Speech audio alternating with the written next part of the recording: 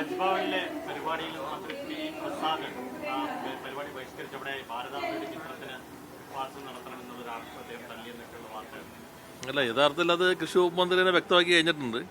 അത് കൃഷി വകുപ്പ് വയ്ക്കുന്ന പരിപാടിയാണ്. അപ്പോൾ യഥാർത്ഥത്തിൽ നമ്മൾ ഭരണഘടനാപരമായ ചുമതലകൾ വഹിക്കുന്ന ആളുകൾ ഭരണഘടനാപരമായ ചിഹ്നങ്ങൾ, ഭരണഘടനാപരമായിട്ടുള്ള ഉള്ളടക്കമുള്ള സംവിധാനങ്ങൾ അതാണ് പൂർണ്ണമായിട്ടും പിന്തുടരേണ്ടത്.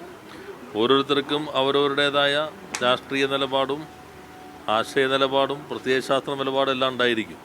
പക്ഷേ നമ്മളൊരു സംവിധാനത്തിൻ്റെ ഭാഗമായി ചുമതല വഹിക്കുമ്പോൾ അതിന് കീഴിലേക്കാണ് എല്ലാവരും വരേണ്ടത്. അത് ഇപ്പോൾ ഏതെങ്കിലും പാർട്ടിയുടെയോ ഏതെങ്കിലും സംവിധാനത്തിൻ്റെയോ താല്പര്യങ്ങൾക്കനുസരിച്ച് ഭരണഘടനാപരമായിട്ടുള്ള ചുമതല വഹിക്കുന്ന ആളുകൾ പ്രവർത്തിക്കാൻ പാടില്ല.